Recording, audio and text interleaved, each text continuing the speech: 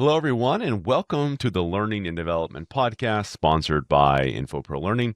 As always, I'm your host, Nolan Hout.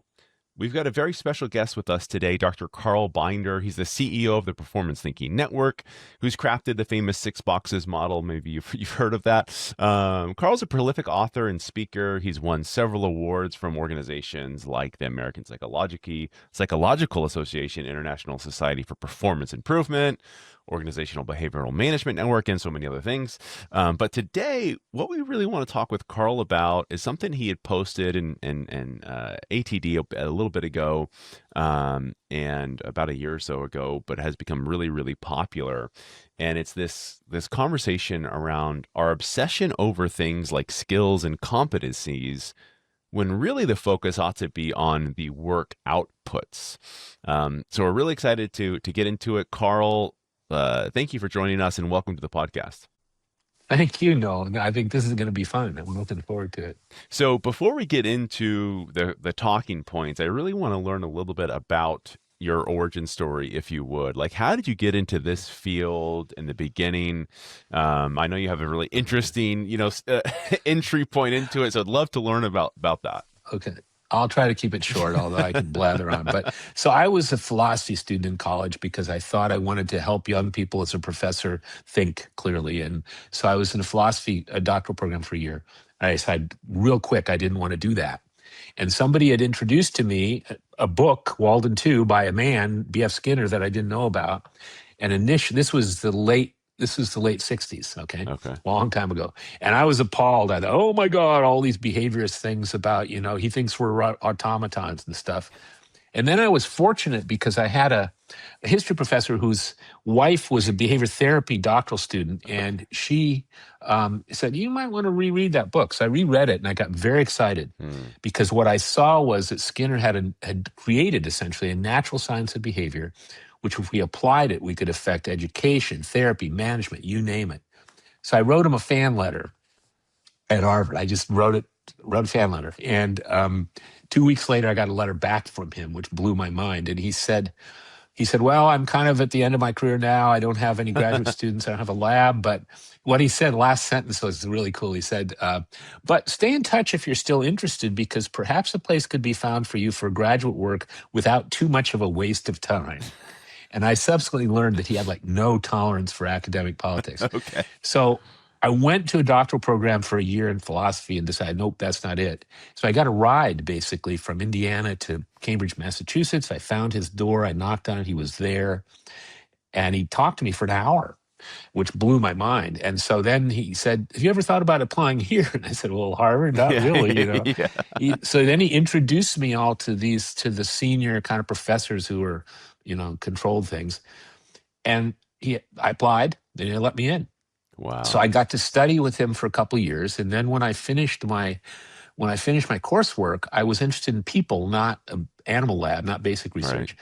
So he directed me toward a place where I worked for 10 years with this pioneering behavior scientist, a woman who had a laboratory for severely disabled people in an institution, but also a classroom. And so very quickly, she handed the classroom over to me, and I started applying Skinner's measurement technology, basically rate of response, as he would have called it, in a field called precision teaching with we then called them mentally retarded people. That was the clinical term. Right.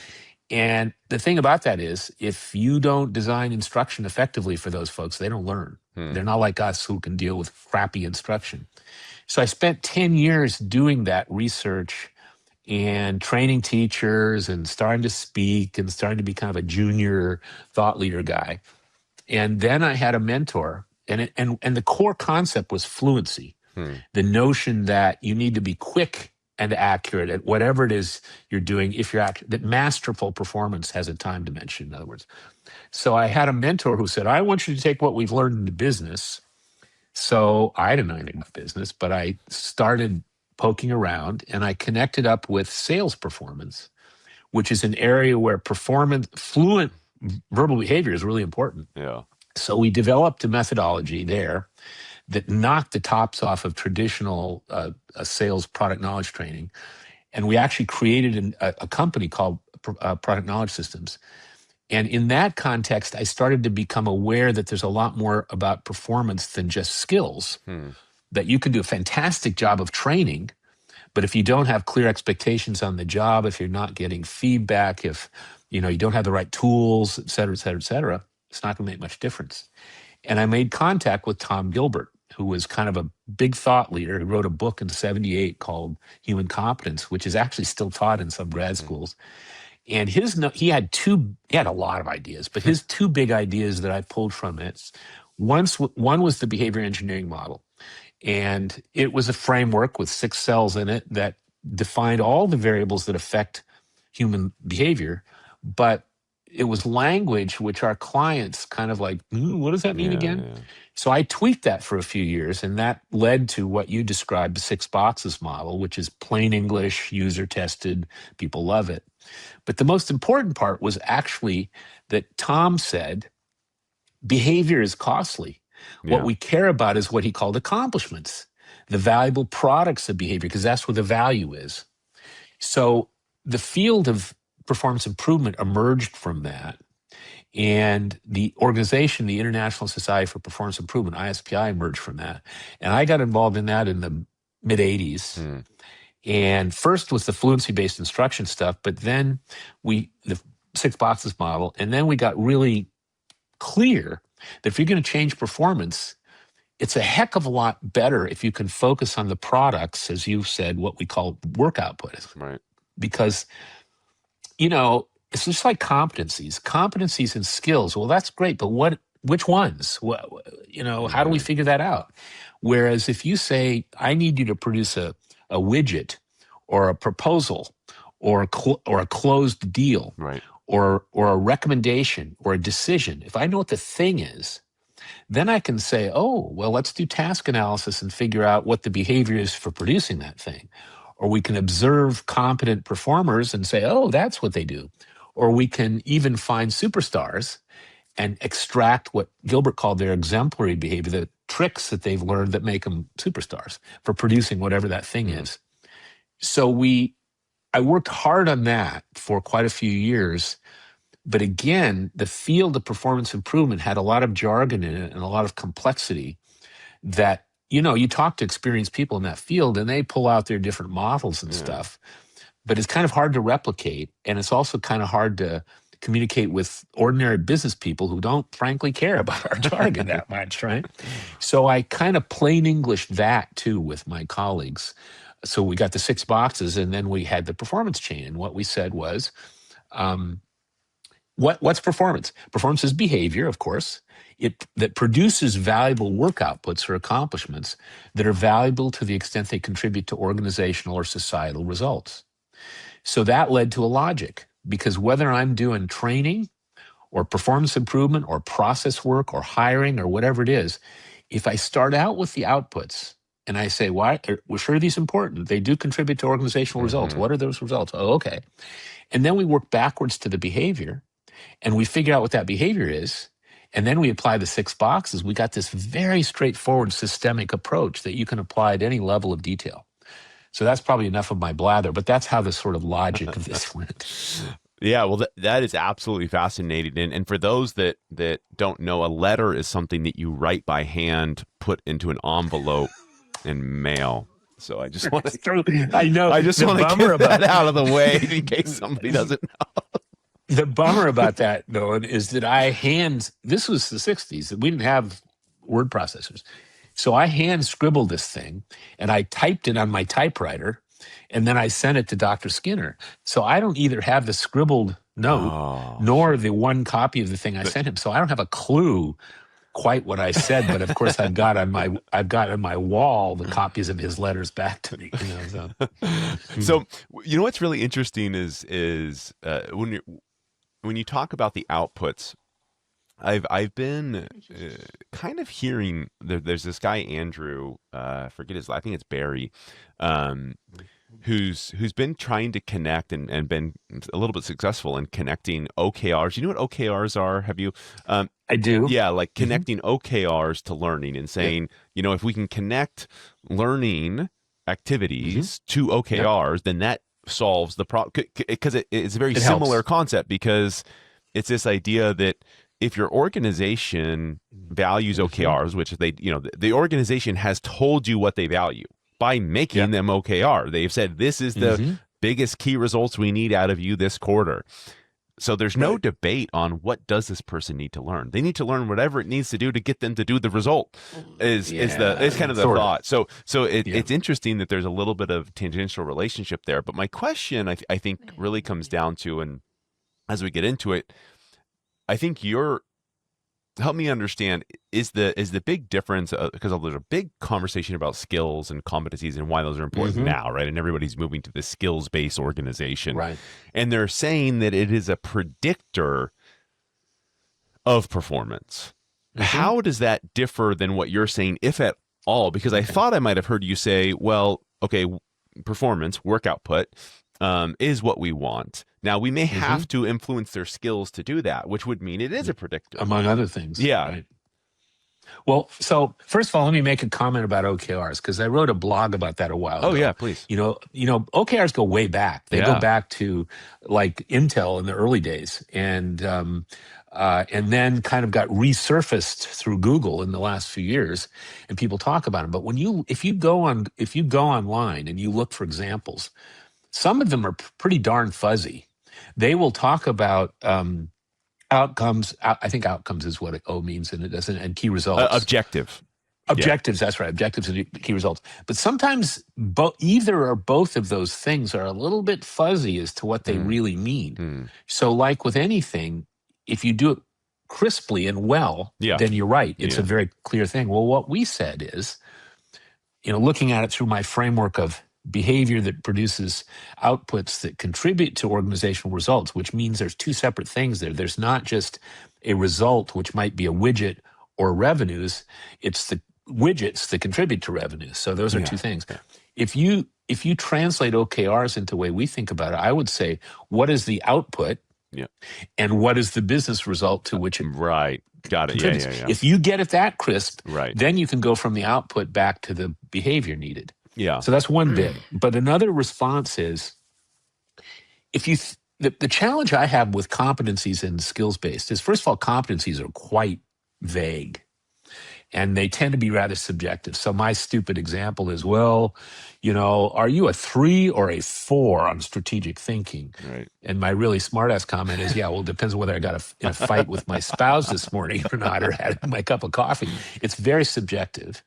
And it varies a lot from one chunk of performance to another, what that so-called competency is. Hmm. So I have a problem with that level of vagueness. And the same thing goes with skills. If you list a skill, if it's the skill needed for producing a given thing, okay. But if it's a skill just listed, it looks different when you're producing name a skill. Have you got an example on the tip of your tongue you can I don't think know, of? like conflict resolution or Okay, so I communication. can Yeah. Okay, well, then I'm not sure if that's a skill or a competency, but whatever it Right. is, communication, that looks real different if I'm trying to have a sensitive one-to-one conversation with my direct report where I got some stuff I got to deal with, versus if I'm trying to sell something to a customer, versus if I'm trying to persuade a legislator to do something that I want because I'm a lobbyist. Right. So it's kind of vague. And so what we suggest is that if you get the output thing we're producing, whatever it is, a widget, a decision, or whatever, then you can figure out what the behavior is for sure. Now, the way I would define a skill, if you look at the behavior needed to produce something, a lot of times it's just following a bunch of steps. And you don't really need to practice them. You can just follow the job aid or this. And so I wouldn't think of those as skills. The parts I would think of skills would be the things that you need to practice. Right. Like, for example, if I'm a salesperson and we have a conversation and you describe some problem you have, well, one skill, you could think of this way at least, is the ability to hear that problem and talk about the feature that we have that addresses that. Yeah. Now, you may need to do some practice for that one. Yeah. And so the way I tend to view it is we figure out what the behavior is, and that's where the 6 boxes comes in, because we say, okay, you need to know what the expectations are for this behavior. You ought to be getting some feedback, especially early on, to know if you're doing it right. You might need some tools, a job aid, a screwdriver, a piece of software, whatever it is, a process design. Ideally, there's some consequences. We work for connecting people up with a natural payoff of being good at something, but you might in the beginning have some external good boy or thank you Yeah. or financial consequences. And then you look at skills and knowledge. And to me, skills and knowledge are the things you need to practice or develop in order to do all this behavior. And it's not all the behavior, it's just chunks of it.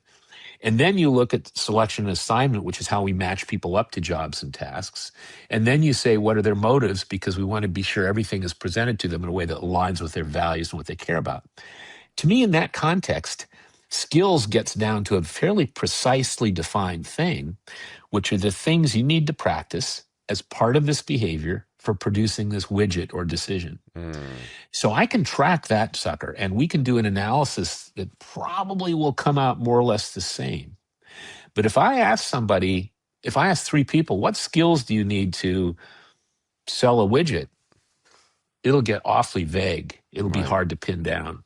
So that's my argument with it. It's a matter of specificity. And this goes back to Skinner, because Skinner had well-defined, countable things in his science.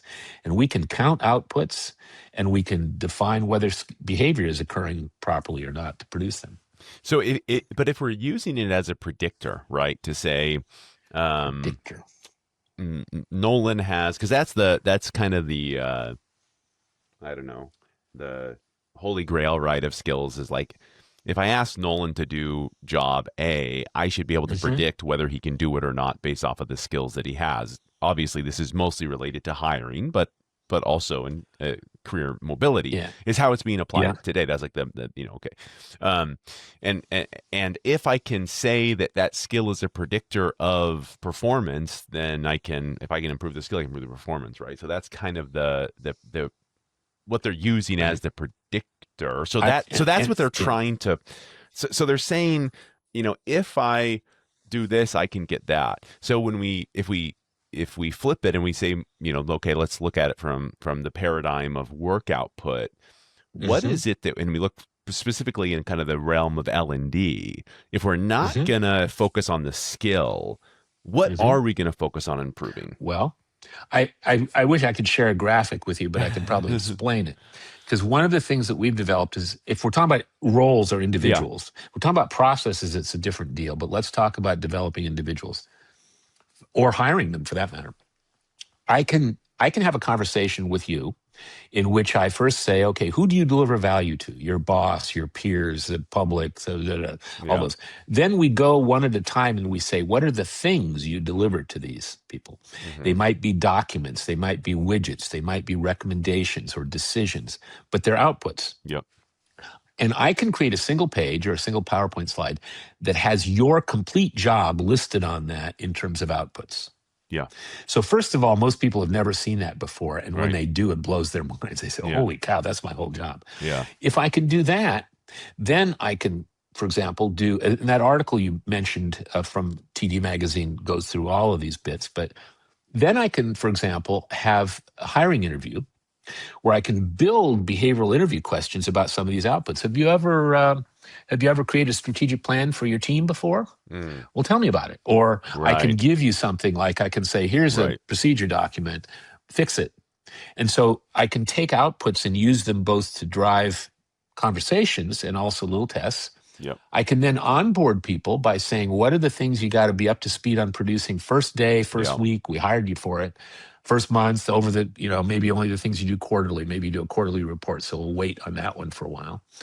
I can then do training where instead of saying at the end of this training module, you'll be able to do or know X, I say you'll be able to produce X, a budget that fits our criteria, a better relationship with your Right. client, Whatever it is. Yeah. a good hiring decision.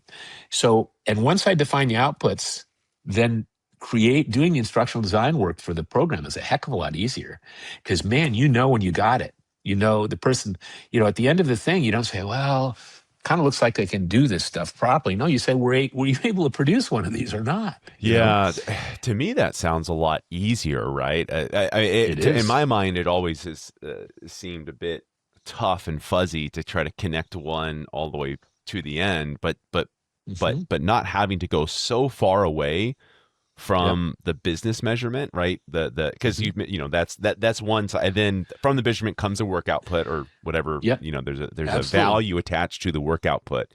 And Hmm. and I feel like, to me, that makes a lot of sense, saying Nolan's job consists of these outputs. Hmm. Most of the time he's going to do one of these 20 outputs. And Now, it might change, but of it's course, easy to yeah, add them yeah, or subtract them or offload them yeah, or yeah, yeah, whatever, yeah. Change whatever that is. Yeah. Yeah. But let's focus on whatever this output is. Okay, now in this whole marketing team, there's 500 people.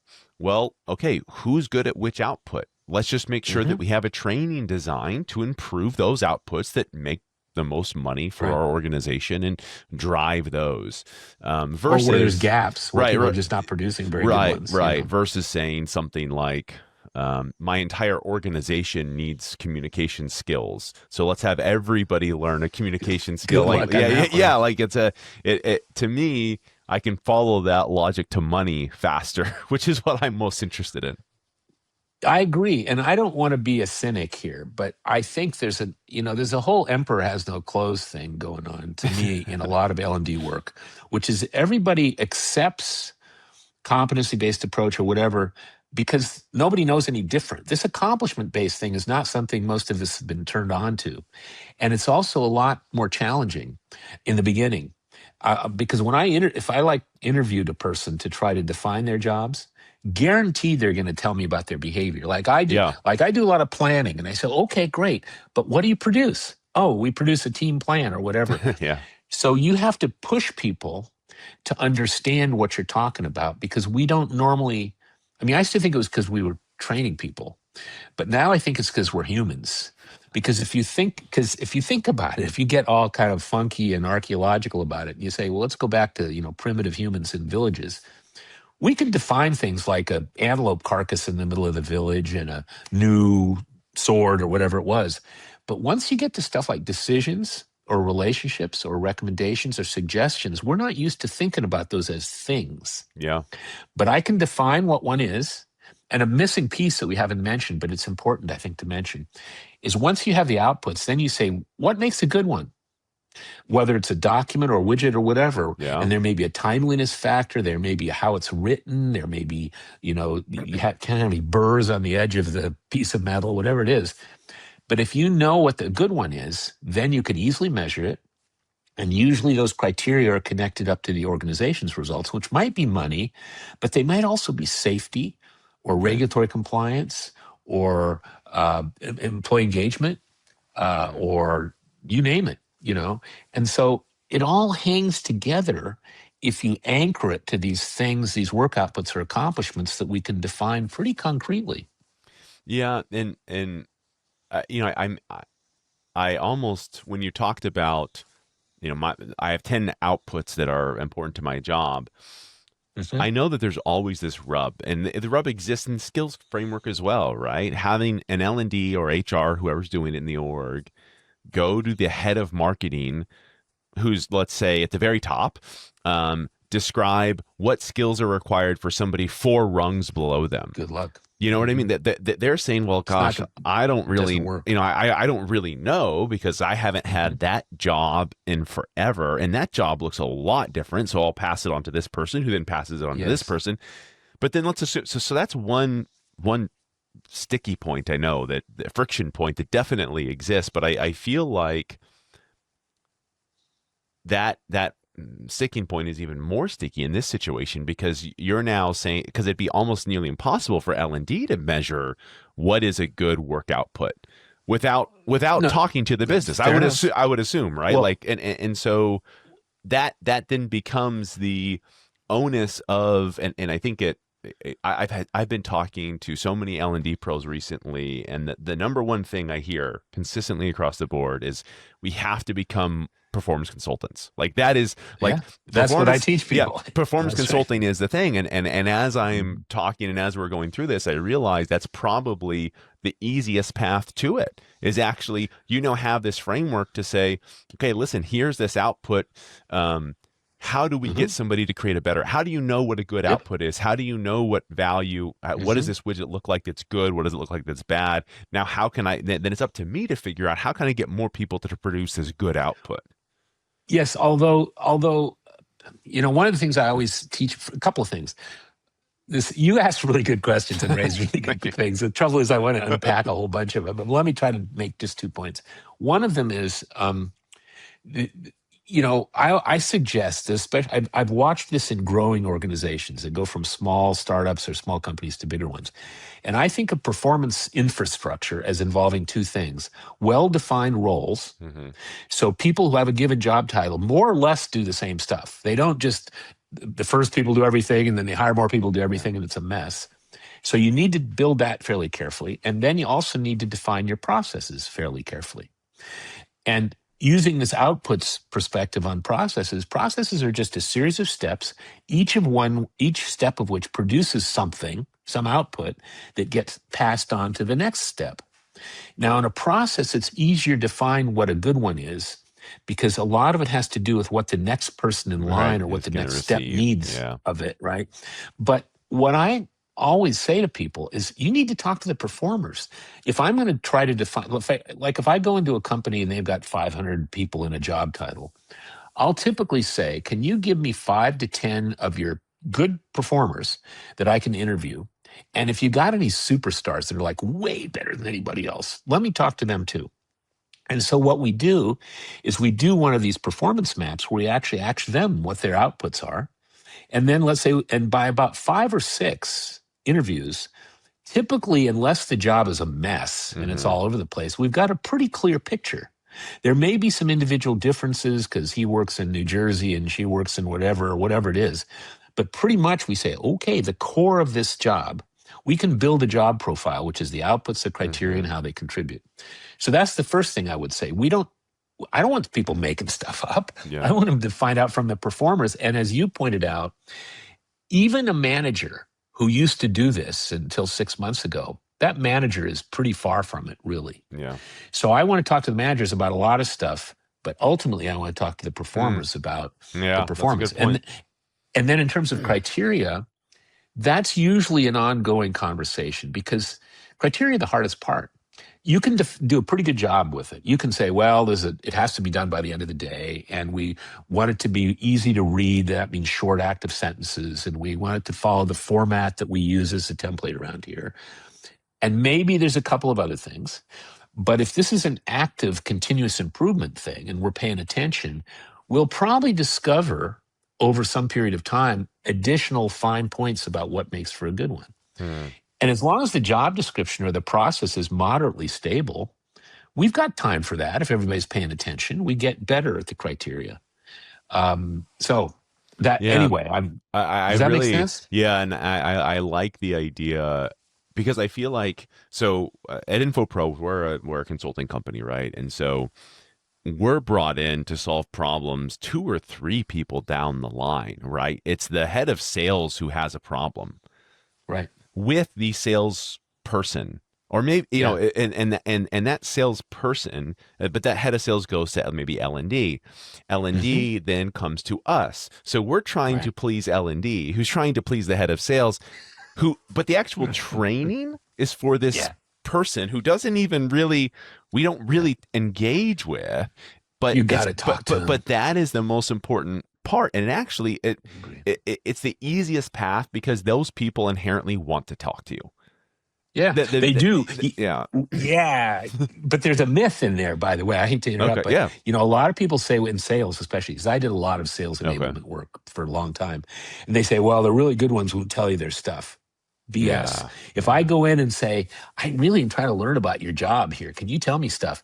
At the end of the conversation, they'll have told me a lot of stuff. And then I'll say, by the way, if there's some other questions or issues that come up, can I be back in touch with you? And they say, yes, people like Yes. being experts. Of course. Yeah. They And don't that's what I was thinking about is people would freely give this up. And so maybe, usually. maybe we're not talking to the right person some of the times to get that. That's a really fascinating topic. Well, it's also a reason to just talk to, not to only if Of it's a course. role that It's we're got to be defining, multiple people. Yeah. but, and getting back to the processes thing, if you think about it in most organizations, whether it's sales or customer service or manufacturing or anything else, most real value is delivered in processes anyway. Hmm. And people don't define all the processes. This is one of Gary Rumler's big ideas. You've got an org chart, but it's actually across the org chart where you got processes where the value gets delivered. And in processes, in many ways, it's a lot easier to do this because you can start out with the steps, and you may have to have a group of people that argues, to the ground about what the Hmm. sequence is up on the wall in Hmm. a big process map. But once you're clear on that, you can define the outputs pretty well. And the criteria tend to be driven by the recipient of that thing in the next step, and or maybe some business criteria, business results. And it gets a heck of a lot easier for people to understand. Yeah, we don't want to be making the process up in head office. We, Yeah, we yeah, yeah. ought to be talking to people about how it really works. Well, the same thing happens with individuals from my point of view in roles. Same deal. You got to talk to the performers. Yeah, that I really. So when have you implemented this in organizations that have maybe kind of started with, okay, because I feel like you're pushing a ball up a hill, especially when you're going into an organization who's kind of so dead set on. Mhm. Well, I guess so. I have two kind of questions, and maybe we'll be able to get to both of them. One was I wanted to I feel like the beauty of this model is that as you actually have the implementation of AI, it actually can multiply the Can benefits of help. this model. I would think, Matt, Hmm. multiple times, because it's so like process and output driven. And if you have a Can be. clear definition of what it takes to get to that, what good looks like to produce that, possibly you can replicate that. So part of doing the exercise of understanding what makes people perform can actually Hmm. help you as you want to start to implement AI possibly and remove those. So that's one big one section I kind of want to go down, but then the other is how does this tie into, if at all, into these technologies that are mapping Hmm. skills, right? Your Hmm. your eightfolds, what's their name? Workday just bought a tool. Right. Everybody now has some type of, so there's Skill Up, Skill Jar, all these Depends what companies they're that are mapping. mapping. So, Yeah. kind of two questions there. Hopefully, we can get to both of them. Pick whichever one you would is more interesting to you. Well, Well, there's the first one though that you mentioned. This is not just we just made this stuff up. First of all, it goes back to Tom Gilbert, which was 60 years ago. But secondly, and I can't name a lot of our client organizations, but for example, one of the largest biotech companies Yeah. that produces drugs with biotechnology, about 40,000 employees, they adopted our performance consulting model, which is built on all of this about 15 years ago. They have certified using our programs about 350 internal performance consultants all over the Mm, company, and all over the world, frankly. right. And they've done hundreds and hundreds of projects following this model. And they'll say they've adopted this because they see it works. Or Insperity is one of my favorites because they're Mm, a client that does outsourced HR, and they've got both internal and external performance consultants who've been through our programs, and that's how they do stuff. So we've got those are just examples. yeah. Change Healthcare, Train. We've got a performance coaching program which uses exactly this framework. Yeah. Hmm. They trained several hundred managers in our coaching thing. So this is a time-tested, Right. very effective thing. Yeah. But because most people have not seen it, Yeah. it sounds like it's from Mars. But one of the advantages, and this is why the plain Englishness of it, I always say that our models, the performance chain and the six boxes model, are two simple pictures and 21 plain English words. Hmm. And what I find is just let's say that VP of sales, Yeah. first time I meet with that person, if I'm a external consultant which I did a lot of big projects for years, I'll talk a lot, ask a lot about their business and what their challenges are and what the performance issues are, and then I'll say, hey, can I use your whiteboard for a second? If at least Yeah. pre-COVID, now we do it Touch on the is stop. screen, but Don't touch my yeah, stuff. it's like letters, Yeah. but no, but I mean mostly on screens now. Yeah. But still, I'll say, can I use the screen? Can I just show you something the way we think about performance? And I'll say, well, we want to talk about business results, but of course, what produces those are the things people produce, what we call them work outputs, right? Hmm. And the guy said, oh yeah. Hmm. And then you say, and of course, behavior produces those. Yeah, makes sense. And then we have this little framework, the six boxes model, and I sort of go through the things. Yeah. And they don't at the end of it say, well, this sounds pretty lame brain to me. They say, oh, well, that makes sense. Yeah. And so what we find is that the simplicity of the way we communicate this stuff it goes in without people even thinking you're using a methodology or anything else. So it appeals to people because it's very practical. You Yeah, know, yeah, I would say but so. your two topics, AI first of all. Um, I'm not very sophisticated in use of AI, but what I've learned is that the work that we do in performance analysis and design can be dramatically accelerated by the existing tools. So just two examples. About 8 months ago, just for fun, I was on ChatGPT and I said, give me a list, because we're brainstorming behavior influences in the 6 boxes Mm, model, expectations, feedback tools, because you do an analysis and you say, oh, there's some, this expectations are all screwed up, or, they don't have any consequences, or the tools mm, suck, or whatever. And then you say, okay, we're going to brainstorm, use a little design thinking to brainstorm possible improvements in each of the cells. So just for fun, I asked ChatGPT, I said, give me 100 examples of things in the workplace that set expectations for people's performance. mm. And in about 30 seconds, it gave me 100 items categorized beautifully. Yeah, And it's like, oh, I couldn't have thought of that list in yeah, a day. Or another one is I had a conversation with a chatbot where I taught it, and it started teaching me how to assess a good description of a work output. Has to be a countable noun, yep, has to be a thing, et cetera, et cetera. So what we're starting to learn is it's not so much, I'm sure we can also stick AI in box two of the 6 boxes model as a tool to accelerate some jobs. Of course, that's what's happening already. yeah, I don't believe that if we're moderately smart about this, that we're going to get rid of all these jobs. I no, think what we're going to do is maybe get rid of some of the work, yeah, but I think we can accelerate and enhance most. It's already helped me, work yeah, better, and I think that's true for a lot of people.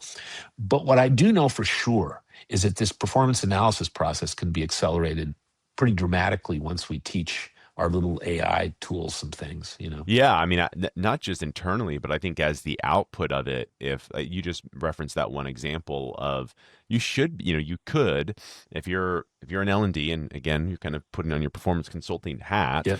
you could say, and actually, I talked to a CLO who did this. He said, I get asked so many times to do something, and my smart ass response, is um that doesn't sound like a training problem. And he's like, but All right. so I say that to myself, and Yeah. then I go into an agent and I start Mm-hmm. typing up what the person's problem is. And I Mm-hmm. say, how can I solve this problem? Now, I don't Mm-hmm. tell it I'm an alien, Yep. whatever it is. He doesn't And care. and then I go back to the person and I say, like, hey, it sounds like you're facing some of these challenges. Is that right? Like, Mm-hmm. what is the real issue here? What is the output or Mm-hmm. whatever you're trying to do? So it enables this guy who's being asked to do any number of things, right? And that's the hard part Right. of L&D is you got to be a marketing expert, a sales expert, an ops expert, a whatever expert, a hiring expert. Um, AI can help you become that I think expert, so. right? If you define Yeah. what it is, you can define it in AI. So very cool. So then comes the Well, set. and Oh, the categories of our models give AI a framework to work yeah, with too in that yeah, yeah, respect. But one of the things when you talk about performance consulting, I just think of performance consulting. I've actually did a webinar a few years ago in a white paper called "Get Out of the Training Box," yeah, because there's a couple of interesting things. I've seen training in L&D groups where if the thing wasn't a skills and knowledge problem, they say, "Oh, we can't deal with that." And I thought, wait a minute, get the skills so you can, man. You can deliver a lot of value. And then the flip side is I've had a lot of colleagues, as I'm sure you have in the L&D world, and they go out and they interview some people and they see what's going on and they say, there's a lot of other stuff, man. Skills and knowledge are not going to fix this. yeah, These people don't know what they're supposed to do, and, it's an expectations problem. And if you have that kit, which is a framework that identifies all the variables, you can be a performance consultant. Most of my work in the last 10 years has been working with L&D departments in big companies who want to become performance consultants. yeah, And they get better, they produce more results, they get respect, et cetera. yeah. That's fascinating. And so coming to the second part of that, and Yeah. I don't know if you've been involved in these conversations or not, but when an organization like, or I should say, how does what we do there tie into a company looking to get into a skills-based organization, right? Like saying, hey, I want to connect all my I want everything to be about skills. Can you have both? Can they I live in think the harmony? skills thing, I mean, I'll just be blunt with you. Yeah. I think the skills based thing is a waste of time. I think it's a ridiculous Hmm. current jargon that everybody's writing books about and being experts about that's no better than competency based and is just as much of a fool's errand. Because I don't think, like we were saying, name a skill and then tell me how it applies to all of the, how we can teach the same skill and have it apply to all of these different applications. It's not like that. You just do a reality check. And there's a few things like writing good English, let's say, Yeah. where you can sort of apply that, but you still aren't going to be very good at writing procedure documents versus training Yeah. design documents versus, so even that, which is a pretty concrete thing that we supposedly learn in high school and college, is a skill. But if you go in and you say, okay, we do SOPs in this department. Okay, well, you got to learn how to do SOPs, not just to write plain English. Yeah. Yeah. And I the way you say it, I'm like, well, we're kind of committing this same sin of like a one size fits none solution, right? It's like the LinkedIn learn, or what, sorry, you whatever off the shelf product you want to buy. Oh Yes. yeah, like I'll teach them all communication training. They'll have access to this. But at the end of the day, Mhm. the reason that people don't engage is they're like, well, this wasn't designed for me. This isn't Right. applicable to my job. This isn't helping me make more Yeah. money where I work. Yeah. So it, One, it draws a lot of one of my parallels. favorite examples, this is years ago, but there was a fellow at a big high tech company who I'm not going to name because I don't want to cast aspersions, but he was all over at conferences being a keynote speaker and stuff. And I and a colleague had a chance to interview him at some point. And this was a sales organization. He was a sales training guy. And so we asked him, they were doing almost all of their training was e-learning of some kind or another. And we at some point said, well, how do you measure the effect? And he said, course completion.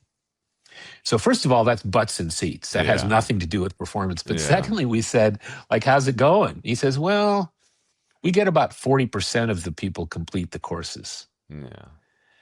So that's like a funnel where you pour money down a hole, man. And it blows my mind. But here's my really cynical perspective. And it really came up in the competency modeling thing, because I'm sure you know better than I are. There's a ton of both performance management systems and learning management systems that are all built around competency models. And I don't know if it still exists, but there certainly used to be some pretty big companies who'd come in and say, oh, we'll take a competency model and we'll tweak it for your company for a mere $500,000 or whatever. What I believe is that there is so much money invested, and now it's getting invested in the skills thing by companies who build these systems and or consult and whatever, that's the main obstacle. That Yeah. if you say this stuff's full of it, oh, well, what are we going to do now with our $3 million system we Yeah. just bought? Investment in the system and So process. that's my cynical view, but I think it's not too far off, frankly. Well, I think the beauty of it is, so I'm fairly deep into the skills based I'm sure. understanding, right? And I've had a lot of, I think I mentioned I had an author of a book on this before the holiday, a month ago. Hmm. Um, and I think to me, I see the ability for both to exist, but I do think that to me, the big difference is really, what do you want the culture of your L&D or whatever your org to be about? Do you want it to be about improving a skill or improving work outputs? And Well, and it and, is. it, and you Yeah. can't really do both. Like you have to, you can't. Everything Well, can't be the most important thing, because then nothing's the most important thing. And that's why I kind of like the idea of the work output being the thing, because you know that you've never gone astray. If all you're doing is helping people produce a better work output, for mhm. sure it's the quickest path to more, returns. Well, that's true. And there's another word in here that I really like, which is what we're about as an L&D organization, is helping the organization deliver more value, Yeah. because that's what we're talking about. We want people to be able to deliver the valuable things that we need for the business to meet its numbers at a higher level of productivity and a higher quality. Now, obviously, skills are needed for this. Yeah. But the way we figure out what the skills aren't by starting out with some list of skills, but by saying, okay, what do people need to produce?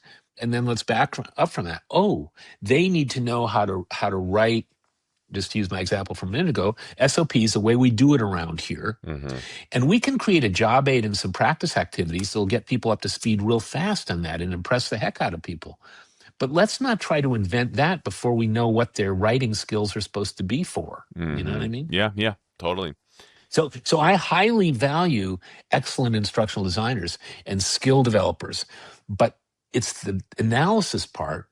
Right. Joe Harless, who was another of my mentors, used to say an ounce of analysis. He had a book called "An Ounce of Analysis is Worth a Pound of Objectives," and which it's kind of funny, but also it's a really true point. Which is, let's do the analysis and figure out what those skills are, and we can zero in on them in a really focused way. Yeah, and I think to me, that's kind of the key is if you, and I don't know, I mean, I guess it makes, I've been at InfoPro for, I don't know, 14, coming on 15 years now. Wow. And it used to be in our tagline So did you join when you were 9 or something? You're a pretty young guy. So I'm impressed. I pretty much did. And so I feel like, we had this tagline, learning for performance. It was in the tagline, That's InfoPro good. learning. I like that. Learning for Yeah. performance. And it was really easy for me. I started in sales. It was really easy for me to sell because they had a tagline. It was like, it was my North Star of like, hey, we do learning. And it makes sense. And The the tagline focus makes is sense. on performance. And I think that, and what we talked about was like, beginning with that end in mind of everything we do is for the performance. Exactly. Now, what we do to get there, we happen to be the company that tries to, do it from a learning aspect. And I think with skills, you can do the same thing. I think as long as that output is still like, hey, we're doing all of this because it has to connect to this output, versus making the skill the center of the thing, I think is the key. Yeah, I think that's a good point. There's another one of Joe Harless's clever statements, which he said, inside of every fat training course, there's a thin job aid. And one of the things that he brought to the table was a very systematic way, just like the information mapping method coming from another angle does this, really efficient way to figure out when a job aid, a checklist, a decision table, a recipe, whatever it is appropriate, and then how to design it effectively. And so to me, a learning organization is one that looks at the behavior that we need to put in place, works with the stakeholders to be sure that they're setting expectations for how to do that new thing and saying thank you or whatever to the people that do it the way they learn, and being sure that they got the right job aids, tools, screwdrivers, whatever the heck it is, software, and then develops the behavior, the skills that are needed to fit all that. And so to me, the L&D organization as a systemic performance organization can be incredibly powerful by bringing all of these things together and partnering with the business stakeholders. Yeah, totally agree. And I love your quote about made about what inside of every fat training program is a thin job. Is that a good one? What made me think so I learned to fly fish like 2 years ago without anybody's help. And I realized that that's the worst way to ever learn. But I learned, videos and you think you can like buy a book or you can watch a video, but end of the day, you only need like to know 10 things. And I was like, why don't people just give you the 10 things? And so I started actually writing out. I was talking to my wife the other day and I was like, I feel like if I just wrote out those 10 things, I could just give that away to people and you should write a book and you can make some money in that deal. Well, the dream is a 10-page field guide on what you need to do to start fly fishing. Throw out the whatever it is, stuff like that. So anyway, so that's a pipe dream. But you've motivated me to keep with it. So thanks, Carl. It sounds like fun. Well, the other thing, Gilbert had a really nice equation, which he said the worth of an intervention to help improve performance should equal the value of the work outputs that it helps increase or enable people to produce, divided by the cost to produce the behavior. Yeah. So an instant example of that is we can design a full-on training program with a bunch of e-learning modules and a bunch of stuff to get people up to speed on whatever this thing is. We might also, in some cases, be able to create some really clean job aids and be sure that supervisors set some expectations and provide feedback and be able to produce the same outcome with a lot less time and money expense. So that's those are as a straw man a little bit because I'm comparing extremes. But the beauty of job aids and all the other aspects of the Yeah. six boxes model, frankly, are that we're trying to optimize return on investment in terms Yeah. of value delivered. And so if I think not just learning for performance, but, ROI, Yeah. Yeah. value for investment is another part of that. And I promise that we will end it on this. Not that I have to have the last word, but because we're well over time. But I think back to this gentleman. You might have met him because I think he hosted. Do you know Darren Nerland? He did a lot of the stuff I at don't. Amazon and leader. Anyways, hosted a lot of events in Seattle, and so, anyways. But he had said, he's like, my issue with a lot of the skills based stuff. He's like, not that I disagree with it, but it's just we don't have the ability to influence that many skills like that. Like, you know what I mean? And so he had said, like, It's listen, you can't interesting. really do all these things at once. Choose the one Hmm. thing, get it done, get the performance, move on to the next. And I think Hmm. that directly ties into this ROI because the reality is you're not going to be able to influence 30 things. Nobody Hmm. has the ability to do 30 things all at the same time. Find out where can I make the biggest impact for the least Sure. amount of investment and go for it. So Look for a gap. yeah, Can I have a you little have the last last. word? Yes, you can, Oh, please. okay, which is the oh man, I just forgot it though. No. Okay, never mind. Thank you. That was a really good. This is a really good conversation. I had fun. Thank you so Yeah, much. thanks, Carl. I'll talk to you soon. Thank you so much. Bye. Okay, take care. Bye bye.